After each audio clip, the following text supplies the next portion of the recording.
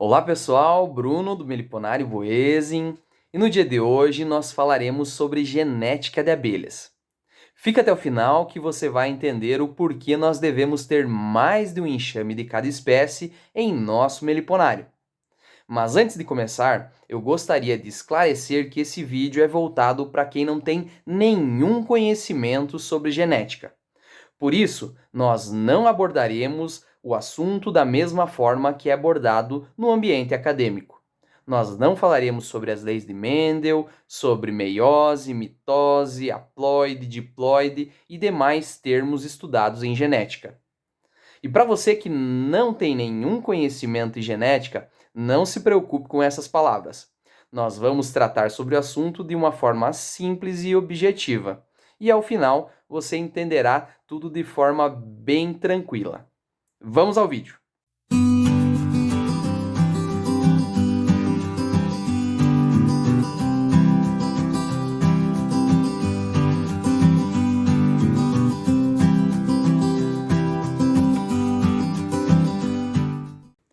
Vamos lá, pessoal.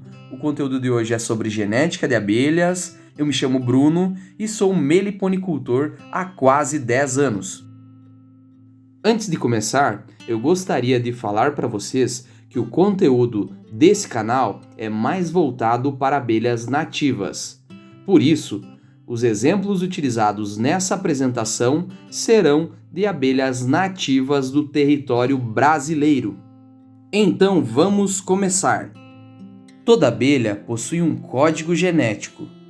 É como se fosse um número de identidade ou um número de CPF da abelha. No nosso caso, nós temos um CPF com 11 caracteres. No caso da abelha, o código genético pode ter milhares ou até milhões de caracteres. E o que difere uma abelha da outra é a sequência de cada caractere. Dentro do enxame, nós temos diversas abelhas com variados códigos genéticos. No entanto, entre algumas castas, nós temos algumas semelhanças. Vocês podem perceber que nesse slide eu marquei a palavra rainha e a palavra operária em branco, diferente de zangão que está em preto. E isso tem um motivo, que nós vamos ver agora no próximo slide. Antes de explicar para vocês esse slide, eu gostaria de fazer um parênteses. Tudo que eu abordar aqui são exemplos fictícios, portanto, o que nós falaremos nesse slide também é um exemplo fictício. O código genético das abelhas é gigante e nós não conseguiríamos entender de forma completa esse código. Por isso, eu estou pegando um fragmento e também estou transformando de uma forma que fique fácil para vocês entender. Beleza? Vamos ao conteúdo desse slide. O código genético da rainha e das operárias é muito parecido. Nesse exemplo, nós temos um código genético formado por dois elementos, o elemento números e o elemento letras. No caso da rainha e da operária, ambos os elementos são formados em duplicidade. Nesse exemplo, o elemento números é formado pelo número 1 e 2 e o elemento letras formado por A e B. Já o código genético dos zangões também é formado por dois elementos. No entanto, eles não estão em duplicidade. Portanto, o elemento números é formado por um único número e o elemento letras por uma única letra. Essa é a diferença principal entre zangões e rainhas e operárias. Entendido até aqui? Então vamos explorar um pouco mais o código genético das rainhas e das operárias. Como mencionado anteriormente, as rainhas e as operárias possuem códigos genéticos semelhantes. E embora alguns de vocês possam não saber, tanto as rainhas quanto as operárias podem produzir ou têm a capacidade de produzir óvulos e realizar a postura dentro das células de cria nos discos de cria do enxame. E por que essa informação é tão importante para mim? Tanto a rainha quanto a operária produzem óvulos com metade do seu código genético. No entanto, como via de regra, nós não podemos ter óvulos com somente um tipo de elemento. Cada óvulo possui um número e uma letra. Portanto, nesse caso, nós só conseguiríamos ter 4 tipos de óvulo, sendo eles o primeiro 1A, o segundo 1B, o terceiro 2A e o quarto 2B. São as únicas sequências que nós conseguiríamos ter. Já no caso do zangão, todos os seus espermatozoides são formados pelo mesmo código genético, que é exatamente igual ao código genético do zangão. Entendido até aqui, pessoal? Comenta nos comentários entendi a parte 1 ou não entendi a parte 1, pois caso não tenha ficado muito claro, nós faremos um novo vídeo explicando novamente essa parte. Antes de dar continuidade aqui no assunto, eu gostaria de pedir para vocês que curtam esse vídeo. Assim, o YouTube entende que esse conteúdo é relevante e leva esse conteúdo para mais pessoas. Voltando ao conteúdo do vídeo, se você não entendeu a primeira parte, eu sugiro que você veja novamente ou aguarde para que a gente faça um novo vídeo, pois daqui para frente a gente só vai entender se o primeiro conteúdo estiver já bem compreendido. Beleza, pessoal? Vamos lá! Então, fazendo um resumo do que nós vimos até agora, tanto o zangão quanto as operárias e a rainha possuem um código genético formado por 2 elementos, o elemento números e o elemento letras. No caso do zangão, ele possui a metade do código genético que as demais abelhas possuem. Mas o que influencia na genética das abelhas o elemento números e o que influencia o elemento letras? Vamos ver no próximo slide. No nosso caso hipotético, o elemento números é responsável pela característica postura. Vamos determinar algumas regras para o elemento números. Quando é composto por números diferentes, a abelha faz postura normal ou acima da média. No exemplo, nós temos 1 e 2, 2 e 3, 5 e 9, 10 e 12 e assim por diante. No caso dessa abelha, do nosso caso fictício, se ela fosse uma rainha, ela faria, por ter 1 e 2 no elemento números, ela faria postura normal ou faria postura acima da média. Então, portanto, seria definida por nós como uma rainha muito boa. Próxima regra. Quando é composto por números iguais, a abelha faz pouca postura ou possui o órgão de postura definhado. Exemplo, 1 e 1, 2 e 2, 10 e 10. No caso dessa abelha ser uma rainha, para nós é algo ruim, pois ela fará pouca postura ou talvez nem fará. Nesse caso, o enxame já definhará no início do seu desenvolvimento, e se ela fizer pouca postura, no verão, talvez esse enxame ainda consiga se desenvolver um pouco. No entanto, no inverno, se for um inverno rigoroso, o enxame possuirá poucas abelhas, pois a rainha fez pouca postura, e possivelmente ele não estará bem desenvolvido. Portanto, esse enxame possivelmente definhará. Já se a abelha do nosso exemplo for uma operária, esse elemento não será tão importante para ela, já que suas funções principais são coletar alimento para o enxame, néctar e pólen, e também ajudar na estruturação do enxame. Já o elemento letras é responsável pela característica tamanho da vesícula melífera. Mas Bruno, o que é vesícula melífera? A vesícula melífera é a estrutura da abelha, ou no caso, o órgão da abelha, onde elas armazenam o néctar coletado das flores. Nessa estrutura, elas também fazem a mistura das enzimas que transformam o néctar em mel. Posteriormente, as abelhas regurgitam esse néctar misturado com as enzimas e armazenam esse líquido dentro dos potes de mel. E esse é o mel que nós utilizamos no nosso dia a dia. Mas vamos às regras do elemento letras, que são 2. Primeira regra: quando é composto por letras diferentes, a abelha consegue coletar néctar de forma normal ou coleta mais do que a média em cada saída. Exemplo: AB, BC, BJ e assim por diante. E o que eu quero dizer com isso? No caso das abelhas que possuem letras diferentes, a vesícula melífera é maior ou é igual à média da espécie.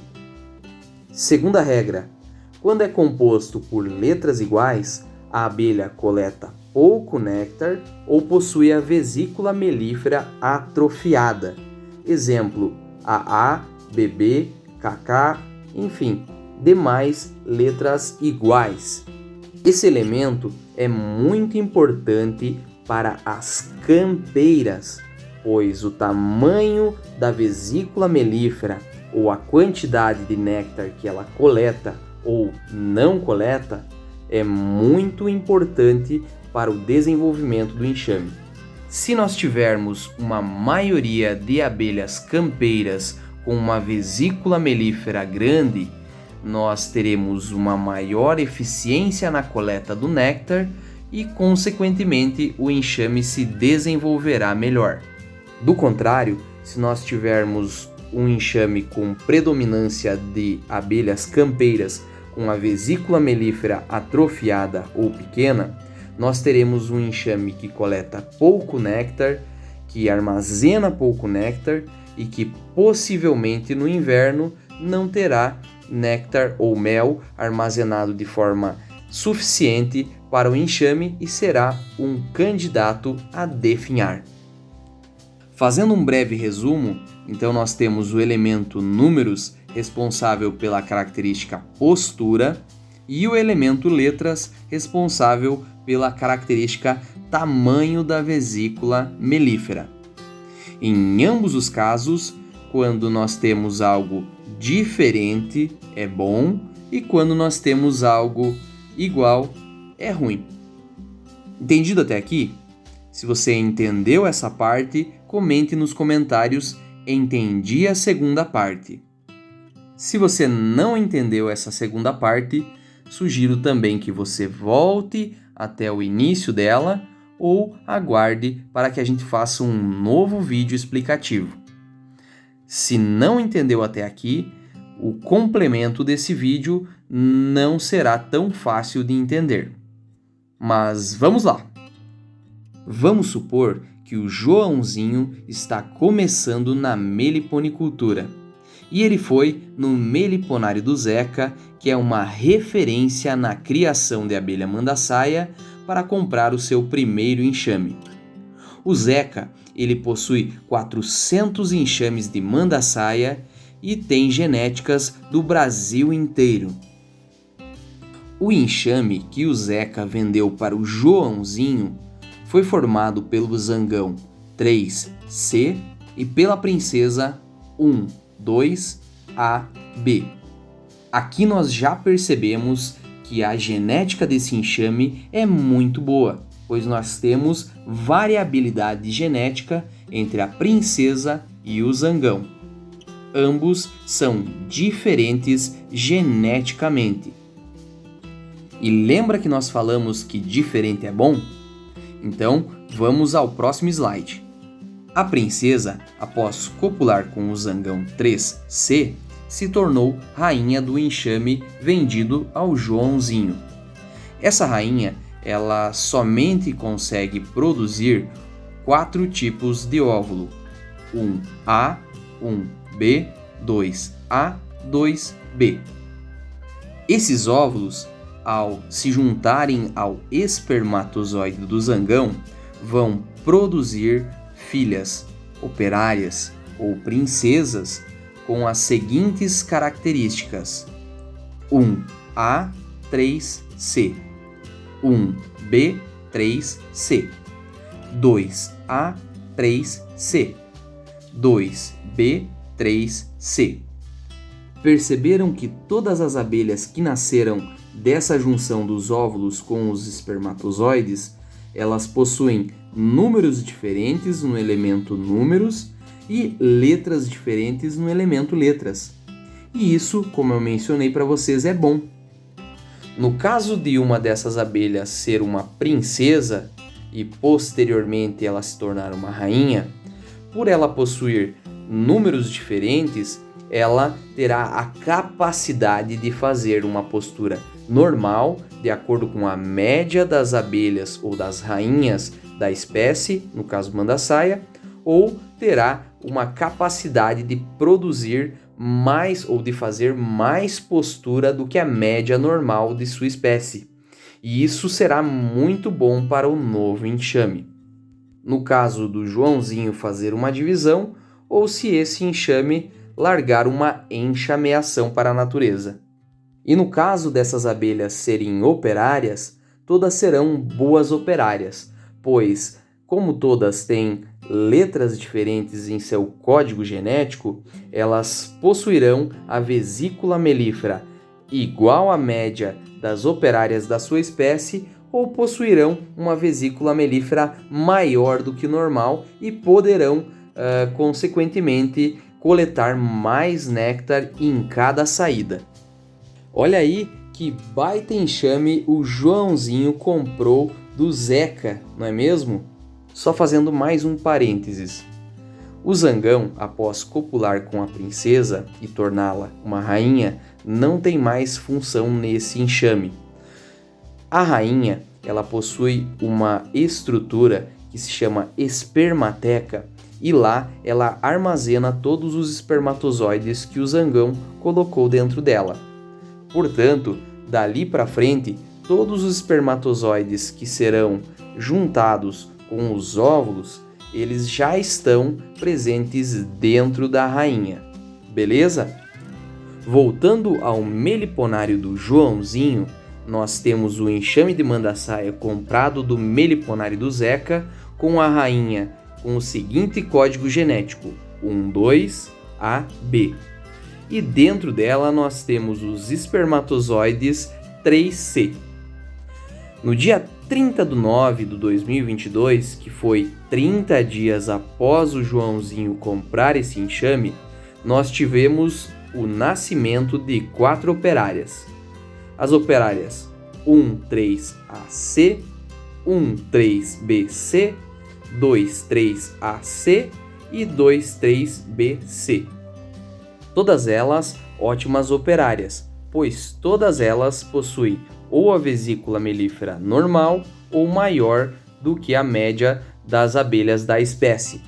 30 dias após o nascimento dessas operárias, portanto no dia 30 de 10 de 2022, uma dessas operárias resolveu fazer postura.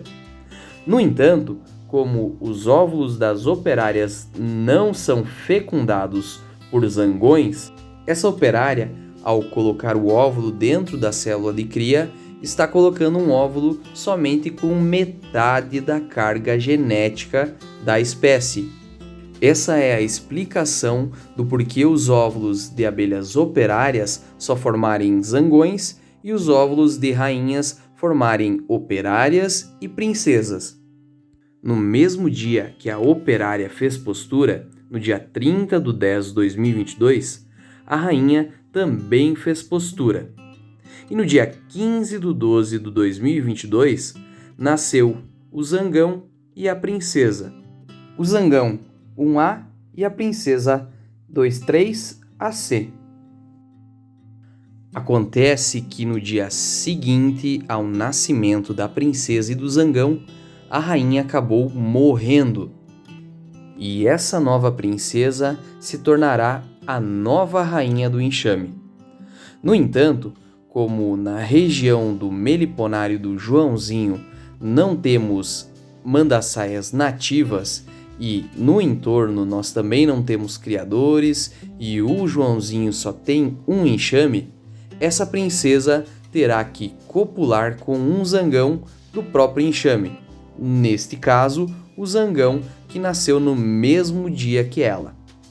A princesa, que se tornou a nova rainha desse enxame, possui o código genético 23AC. Portanto, os óvulos dela serão 2A, 2C, 3A ou 3C.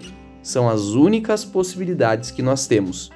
E o zangão fornecerá os espermatozoides 1A. Os espermatozoides, ao entrarem em contato com os óvulos, formarão as operárias ou princesas 2,1AA, 2,1CA, 3,1AA, 3,1CA. E nesse caso, nós temos a famosa consanguinidade. Vocês podem perceber que dos 4 tipos de operárias ou princesas que nascerão dessa junção de espermatozoide com óvulo, nós temos a metade com o elemento letras na forma de AA. Portanto, metade das operárias que nascerão desse enxame terão a vesícula melífera atrofiada ou menor do que a média das abelhas da sua espécie, no caso mandaçaia, e possivelmente esse enxame ele não conseguirá desenvolver de forma satisfatória e definhará no primeiro inverno que passar. Essa é a explicação do porquê nós temos que ter mais de um enxame de cada espécie em nosso meliponário. E quanto mais conseguirmos ter de diferentes genéticas, melhor. E se o Joãozinho tivesse mais um enxame de uma genética diferente? Como seria o desfecho do enxame do nosso exemplo? Caso o zangão do outro enxame possuísse a genética, por exemplo, 4D, ele forneceria os espermatozoides 4D. Ao se juntar com os óvulos da nova rainha, nós não teríamos nenhum problema de consanguinidade. Nós teríamos tanto o elemento números quanto o elemento letras diferentes, e esse enxame poderia desenvolver de forma satisfatória. Se você chegou até aqui e entendeu tudo, comente nos comentários "Eu entendi tudo". E, se possível, curtam e compartilhem esse vídeo, assim a nossa mensagem chega a mais pessoas. E não esqueçam de também seguir o canal. Valeu, pessoal, abraço!